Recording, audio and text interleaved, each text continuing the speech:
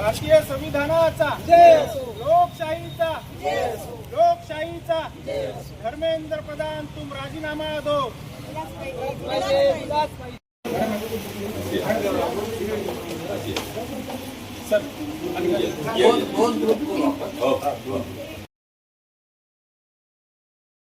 मी advocate Vijayamala Sambhaji Manwar, Nanded जिल्हा अभिवक्ता संघामध्ये नांदेड जिल्ह्यात वकिली व्यवसाय करते।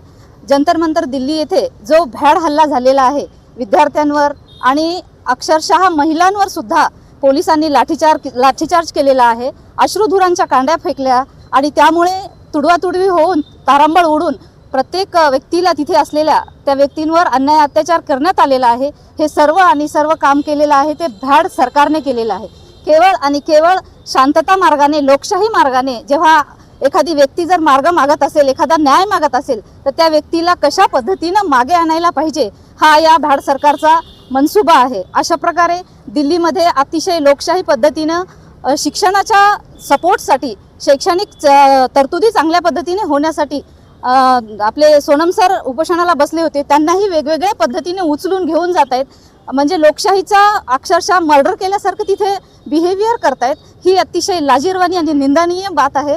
या निंदनीय गोष्टीचा आम्ही वकील संघ जाहीर निषेध करतो। आम्हाला या गोष्टीची चीड आहे आणि या गोष्टीचा आम्ही खरोखरच मनापासून निषेध करतो आणि या हल्ल्यामागे कोणाकोणाचं जे काही षडयंत्र आहे त्या षडयंत्राचा पाठपुरावा करणं ही काळाची गरज आहे आणि खरोखरच फक्त शिक्षणाच्या रक्षणासाठी विद्यार्थ्यांवर अन्याय करण्यात येतो ही अतिशय लाजिरवाणी गोष्ट आहे। कारण डॉक्टर बाबासाहेब आंबेडकर म्हणतात की शिक्षण हे वाघिणीचं दूध आहे आणि जो पितो तो गुरगुरल्याशिवाय राहत नाही। जर त्या शिक्षणासाठी जर हे लोक स्वतःच्या जीवाची पर्वा देत असतील, जीवाची पर्वा करत नसतील, अशा लोकांवर जर अशा पद्धतीचे भ्याड हल्ले करत असतील तर ही अतिशय लोकशाहीला काळीमा फासणारी ही अतिशय निंदनीय बाब आहे। आणि सर्व आम्ही अभिवक्ता मंडळी न्यायाचे रक्षक, न्यायदेवतेसाठी, न्यायासाठी लढणारे लोक इथे थांबलेले आहोत। तो केवळ आम्हाला न्याय मिळावा, तिथे लढणाऱ्या व्यक्तींना न्याय मिळावा। अक्षरशः 20-21 दिवसांपासून त्या माणसाने अन्नाचा कण घेतलेला नाही। कोणासाठी? त्याची मुलं शाळेत जातात याच्यासाठी नाही, तर भारतातल्या प्रत्येक व्यक्तीच्या मुलासाठी, प्रत्येक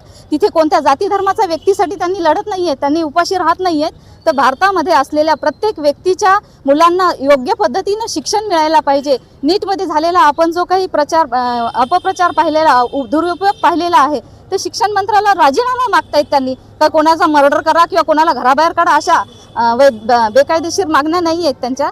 तर त्यांची मागणी अगदी कायदेशीर आहे आणि त्यांच्या मागणीला आम्ही संपूर्ण अभिवक्ता संघ सपोर्ट करतो आणि अशा प्रकारे त्यांना योग्य तो न्याय देण्यासाठी आम्ही आज माननीय जिल्हाधिकारी साहेब यांच्याकडे आलो आणि त्यांना निवेदन दिलं।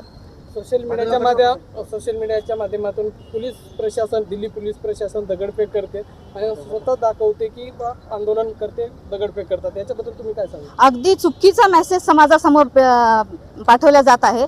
अक्षरशः आपण मीडियाच्या समोर पाहतोय, मीडिया हा आधारस्तंभ आहे लोकशाहीचा आणि या लोकशाहीच्या आधारस्तंभातून आपण व्हिडिओ पाहतोय, तर त्या ठिकाणी अश्रुधुराचे कांडे फेकल्या जात आहेत। अक्षरशः लाठीचार्ज महिलांना सुद्धा सोडल्या जात नाही, त्या सोनम सरांच्या पतीला भेटू देता येत नाही। हे पोलिसांचं जे कृत्य आहे ते अतिशय निंदनीय आहे, हे योग्य नाही आहे। पुणगे काल जो जंतर मंतर येथे निष्पाप विद्यार्थ्यावर जो हल्ला झालाय याचा निषेधार्थ आम्ही सर्वांनी, वकील मंडळी, सिनियर, आम्ही सर्वांनी इथे येऊन निवेदन दिले।